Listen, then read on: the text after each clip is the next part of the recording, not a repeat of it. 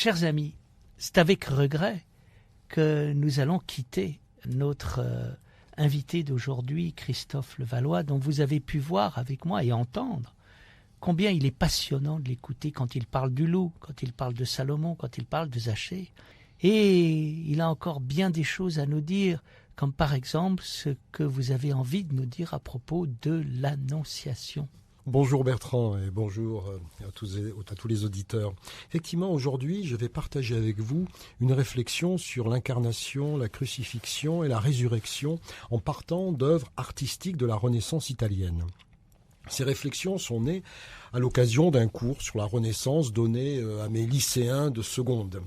Alors je suis parti d'une comparaison de l'Annonciation de Léonard de Vinci et de la Pietà de Michel-Ange. En fait, plus précisément de la comparaison dans les deux œuvres d'un détail très signifiant. Mais tout d'abord, l'Annonciation. L'Annonciation, c'est un thème très représenté au XVe siècle. On connaît bien, par exemple, les Annonciations de Fra Angelico. Ce vif intérêt, à cette époque-là, venait de l'interrogation spirituelle associée à ce moment clé de l'histoire sainte et de l'histoire du salut. Comment l'immatériel peut-il venir dans le matériel? Comment l'incorporel peut venir dans le corporel, le spirituel dans le matériel? C'est en effet une question essentielle. Alors il y a différents types de représentations de l'Annonciation. Si elle met toujours en présence l'archange Gabriel et la Vierge Marie, les détails et les attitudes ne sont pas toujours les mêmes, tout en étant bien sûr toujours signifiants.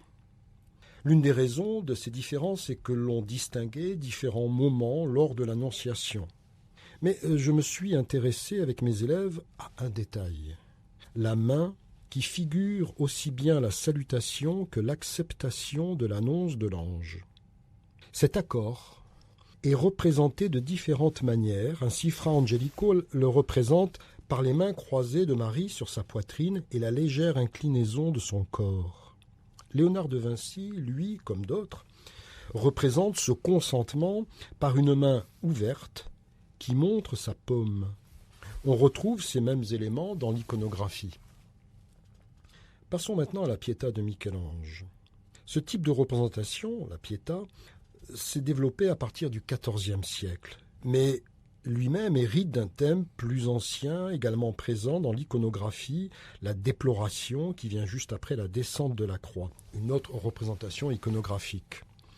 La Pietà de Michel-Ange montre admirablement, outre sa beauté esthétique et la maîtrise incomparable de l'artiste, plusieurs éléments dans l'attitude de la Vierge. Sa douleur, d'une part, c'est la Mater Dolorosa. D'autre part, son étonnement et même sa stupéfaction. Enfin, son acquiescement. Reprenons ces éléments. Sa douleur est évidente.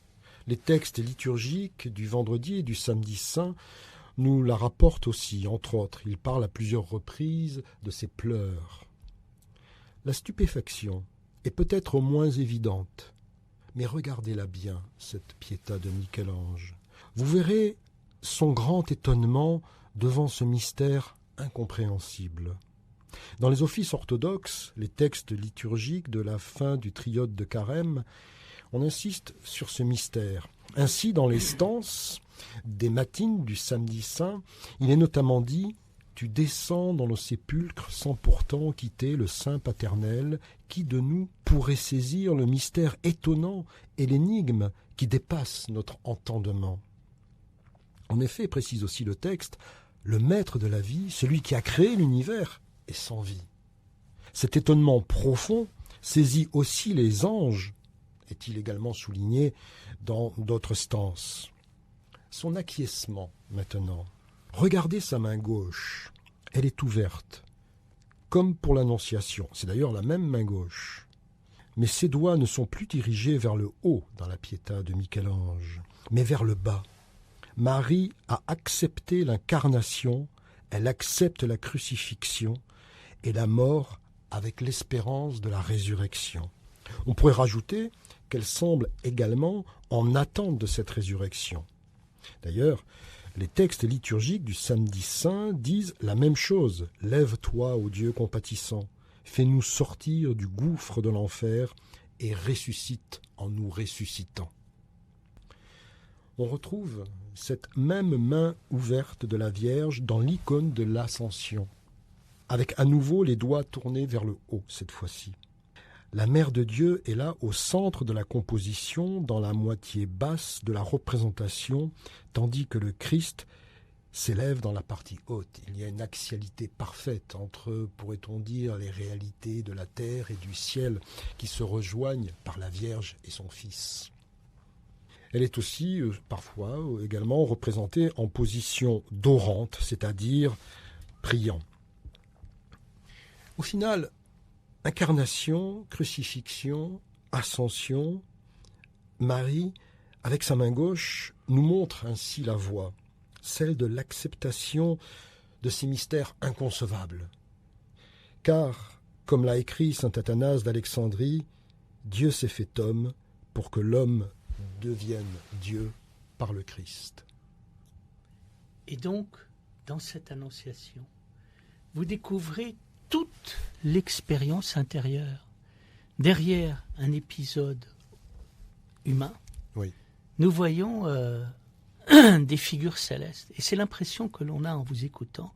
Vous avez un art merveilleux, l'art de l'historien, l'art de l'orthodoxe, de pouvoir voir les figures célestes derrière les figures terrestres et de venir au fond vers l'expérience intérieure pour que nous puissions vivre le Dieu vivant. C'est là le cœur de l'exégèse, en fait, du commentaire des textes, passer de ce que l'on connaît pour aller vers ce que l'on ne connaît pas, qui nous appelle et qui est intérieur.